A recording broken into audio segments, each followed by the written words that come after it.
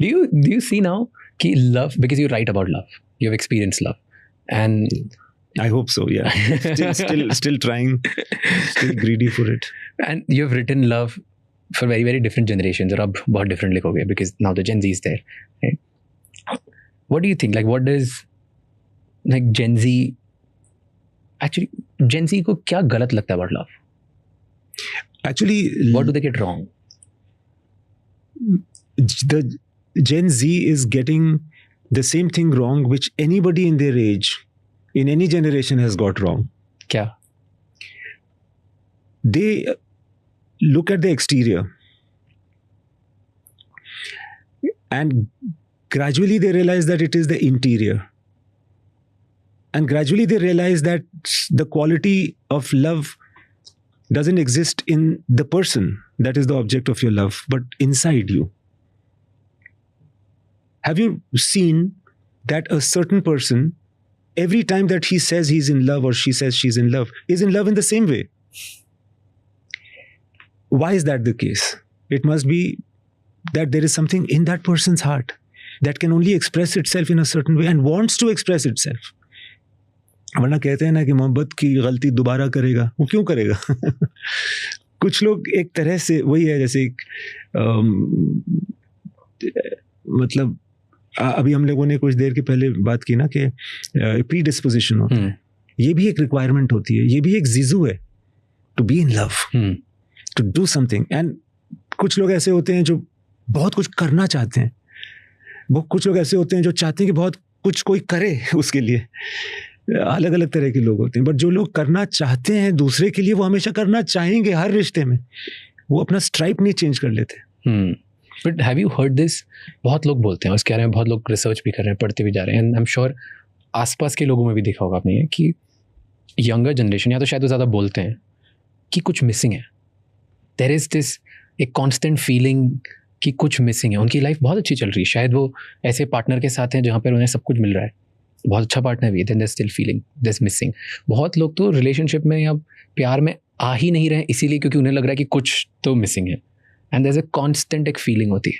So do you feel कि always missing ही रहेगा, और is it just a very new feeling? No, I feel it's not a new feeling. I feel that the present generation is much more truthful and can say very easily a lot of things which the previous generations were little not so comfortable talking about. I feel that the present generation is only as fragile as the previous generations was, but they're just more honest, as I said.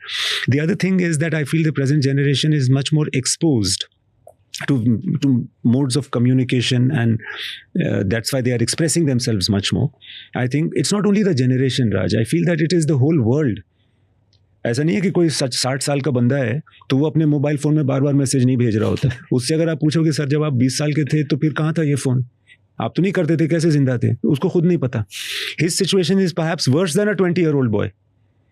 तो I don't think it's a generational thing. I think it's is the advent of humanity through all the gadgets that have happened now.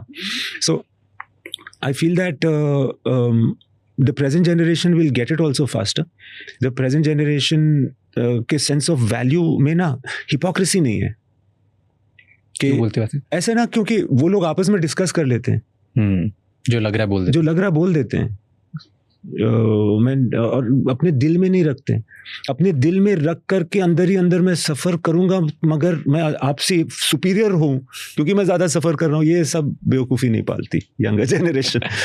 This is what we have to learn from. Moral superiority का कोई, हाँ, ज़बरदस्ती की superiority, ज़बरदस्ती एक जो होता है ना कि मैं सफ़र कर रहा हूँ, मैंने ज़्यादा कॉम्प्रोमाइज़ किया, एडजस्ट किया, सफ़र किया लाइफ में. किसी भी एहसान नहीं किया भाई, ऐसा मत करो. तो यू फील ये मिसिंग फीलिंग हर किसी में, ये मिसिंग फीलिंग हर किसी में है. और मैं ये कहूँगा इरशाद कामिल के लफ्ज़ों में, सब पूरा होकर ख़त्म हुआ, जो आधा है वो जिंदा है. There is a book called Man's Search for Meaning. उसमें फ्रैंकल. हाँ जी, आपने पढ़ी है? हाँ. बड़ी कष्टदायक किताब है, बहुत कष्टदायक है. बट मैंने उसमें उसकी जो कितनी बड़ी बात है कि यार कंसंट्रेशन कैंप में वो वाले जो बंदी थे वो सरवाइव करते हैं जिनके अंदर कुछ अधूरापन था, जो कुछ इनकम्प्लीट चीज़ लेकर के आए थे.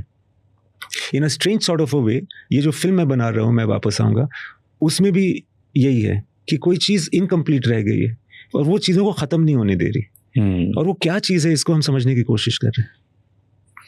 तो ये परपेचुअल फीलिंग लव है कि कोई 60-year-old है कि कोई बहुत जो सफ़र करता है, भले वो कॉन्सेंट्रेशन कैंप में, कि एक बहुत प्रिविलेज लाइफ जीता है, सब में ये फीलिंग कांस्टेंट है। यार ये तो है, जैसे और ये हमेशा किताबों में होता है, अलग अलग वक्त में ना आप इन चीज़ों को समझते हैं। दूसरे लोगों ने भी फील किया है, रविंद्रनाथ टैगोर ने लिखा है, रूमी ने लिखा है, शेक्सपियर ने लिखा है, गालिब ने लिखा है, कबीर ने लिखा है, इन सारे लोगों ने लिखा है। महाभारत में कई कैरेक्टर्स ने कहा है इसके बारे में, मतलब बड़े बड़े श्लोक में, ग्रंथ में, गीता में, वेद में, हर जगह ये बात आई है of a constant yearning that a man will have for something. कहते हैं कि जिस तरह से रांझा हीर के लिए यर्न कर रहा है, that is just a vehicle for his yearning for the almighty perhaps. गुरु गोविंद सिंह जी कहते थे कि मैं हूं परम पुरख का दासा, विखण आयो जगत तमासा। और वो कहते थे कि मुझे मिला दो वापस यार, मैं तड़प रहा हूं यहाँ पे, क्योंकि ये पनिशमेंट है मेरे लिए। मैं उनके साथ, मतलब वो क्या है उनके साथ, ऐसा नहीं है कि एक बंदा है जो भगवान है, वो क्या है पता नहीं, अपने अंदर है, ऐसा कहते हैं बड़े बड़े लोग, कबीर कहते हैं, मुँह को कहा ढूंढे रे बंदे। So I feel that people are, there is an incompleteness as long as you are in this world, is what Ghalib has said. शमा हर रंग में जलती है सहर होने तक, एंड गमे हस्ती का असद किससे हो जुज़मर गिलाज। you know, there is no permanent cure for गमे हस्ती। मतलब Tagore says it in all his poems, this yearning, and Rumi says it in all his poems. It's one cannot emulate it. One cannot emulate it. There's a poem that I'd read many long years back called The Pulley. उसमें ये था कि भगवान ने जब इंसान को बनाया तो सब कुछ रख दिया, सब परफेक्ट हो गया। जब परफेक्ट हो गया ना, तो उसने पता नहीं क्यों ऐसा सोचा कि परफेक्ट नहीं छोड़ते हैं, एक चीज़ निकाल लेते हैं, और सेटिस्फैक्शन निकाल ली। So ऐसा लोग कहते हैं, sometimes one feels it inside themselves, but it can manifest to different things. कभी ऐसा लगता है कि नहीं मैं और अपना काम अच्छे से करूं, कभी लगता है कि नहीं मैं और सेवा करूं लोगों की, कभी कुछ और लगता है, मगर वो हमेशा वो चुल जो है ना इंसानी फितरत में है, वो रहेगी। टॉकिंग